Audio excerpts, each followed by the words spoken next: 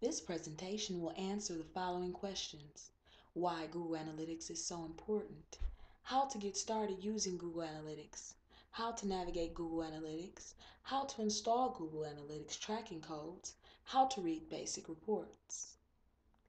I've made a list of the web addresses used in the presentation. You should take the time to familiarize yourself with Google Analytics system by visiting the pages for further detailed information. All information used in this presentation is owned by Google.com.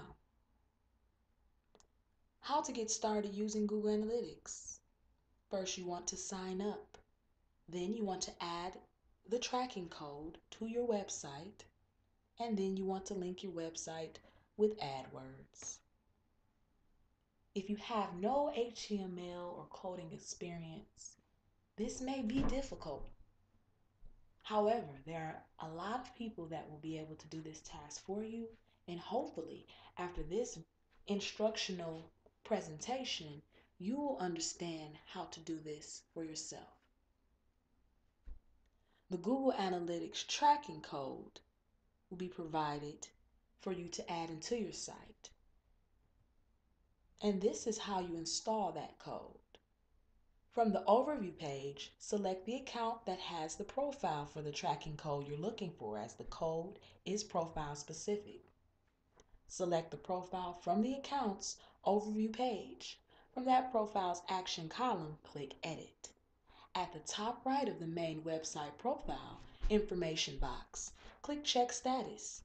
Then your tracking code will be copied and pasted from the text box in the instructions for adding tracking section.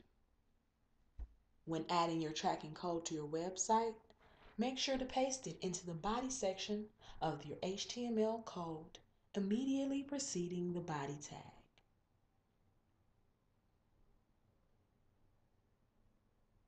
Now, we briefly covered how to get started using Google Analytics and how to install the analytical tracking codes. Now we'll go into the navigation of the Google Analytics system.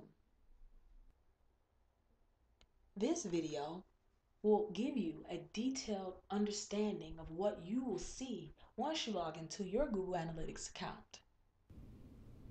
This video provides a brief overview of how to use the Google Analytics interface. If you're new to Google Analytics, or you'd like to pick up a few tips on how to use some of the different features, this video is a good place to start. When you first sign into your Google Analytics account, you'll see this screen which shows a list of your profiles. If you're just starting to use Google Analytics, you'll probably just have one profile. Click View Reports to get started. Let's look at the dashboard, which is the first report you'll see. The dashboard is where you put all the summary information about your site that you want to see at a glance.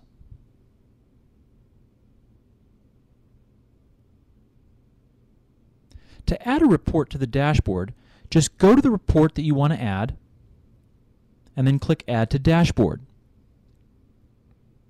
And here, going back to the dashboard, if I scroll to the bottom, is the traffic sources overview that I just added. On the dashboard itself, you can position the report summaries however you like, and delete the ones that you don't need. One nice feature about the dashboard is that it lets you jump directly to the specific report you've saved. So here, I've jumped directly from my dashboard to a full report on California. So now might be a good time to go to your most important reports and put them on your dashboard.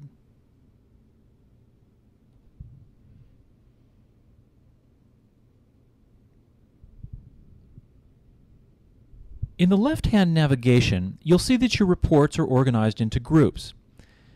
Anything about visitors, where they're located geographically, what their language preferences are, how frequently they come to your site, and which kinds of computers and browsers they use, is found in the Visitors section. The Traffic Sources section shows you how people got to your site. This is where to look if you want to see which keywords people use, or which ads they click on. Content is all about the pages on your site. Which ones were most popular? Which ones served as entry pages to your site? And which ones were the pages from which people exited your site? If you've defined conversion goals, the goals reports show you conversions and conversion rates. A goal is a website page which a visitor reaches once they have made a purchase or completed another desired action, such as a registration or a download. Defining goals and monitoring conversions is an important way to measure how well a site contributes to your business objectives. The e-commerce section contains your merchandising, transaction, and revenue activity reports. You don't have to use the left navigation to get to reports. The reports themselves contain links and suggestions to help you discover new information.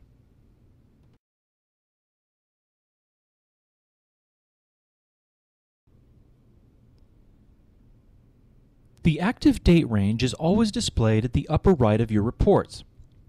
Click the arrow next to the displayed date range and then type in your dates, or use the calendar, or the timeline to select a date range. Click Apply. You can compare two date ranges against each other. Under Comparison, select Date Range. And here's a tip. Instead of, for example, just comparing September with August, I'm going to line up the dates so that I can compare weekdays with weekdays and weekends with weekends. Since the first day of September is a Friday, I'm going to shift my 30-day comparison period so that it starts on Friday, July 28th instead of August 1st. Next, I'm going to activate the Compare to Date Range option here. Now, when I look at the graph, I can make meaningful day-by-day comparisons, comparing Fridays to Fridays, Saturdays to Saturdays, and so forth.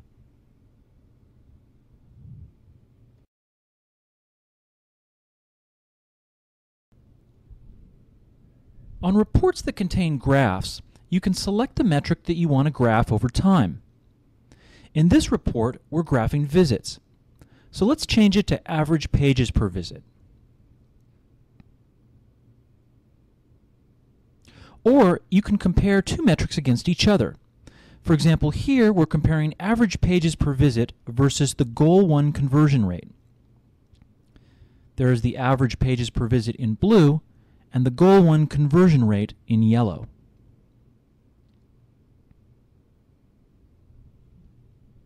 Unless you're comparing two date ranges, you have the option of comparing metrics against the site average. Here, we're looking at the average pages per visit for AdWords visitors, that's the blue line, versus average pages per visit for the average visitor, that's the thin gray line.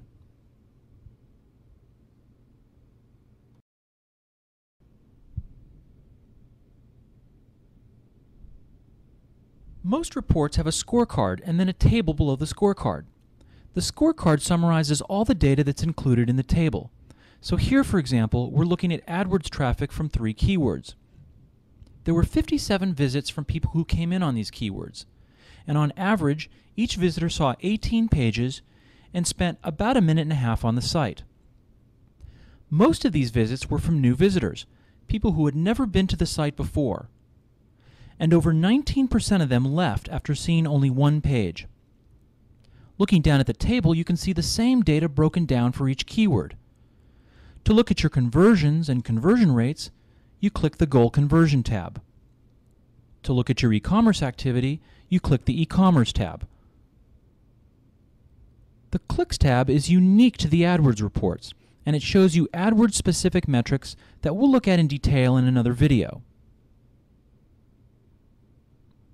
You can always get an explanation of any one of the metrics on the scorecard by clicking the question mark bubble. You can segment table data in different ways using the segment pull-down. So if you want to see this AdWords traffic broken out by city, you just select city from the pull-down. You can use the buttons at the upper right of the scorecard to visualize your data as a pie chart, a bar graph, a comparison to site metrics, or as an aggregate summary.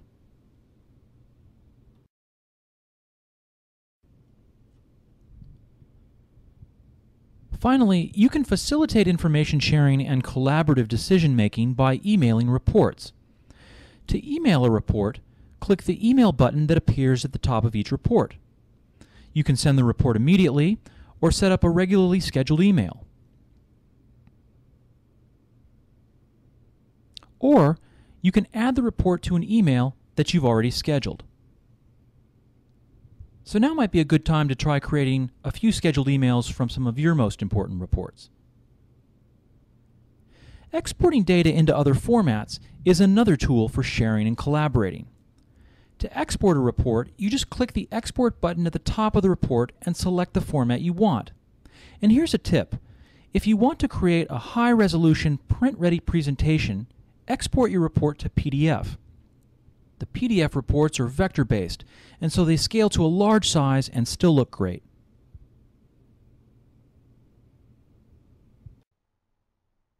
And finally, I would like to go over the basic concepts of reports in Google Analytics.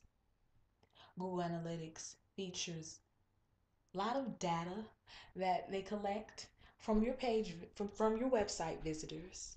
But the way that you read these reports are broken down into either metrics and dimensions, the different ways that they identify the information. These tabs are easy to find. These tabs are click and access, push button friendly. All you have to do is click on them and it will show you the information that you desire. Use the calendar to set your active date range. This will tell you the time period for which you want to look at the data. Select a date range by clicking on the day or the month within the calendar, or you can type the dates in the date range boxes. Once you set a date range, it stays active until you change it or log out. You can use a comparison date range to see how your site has performed month over month, year over year, or even from one day to another. The date range and comparison date ranges you select will apply to all your reports and graphs. Most reports include an overtime graph at the top. You can use this graph to display data by day, week, or month. And that is the basic understanding of your report.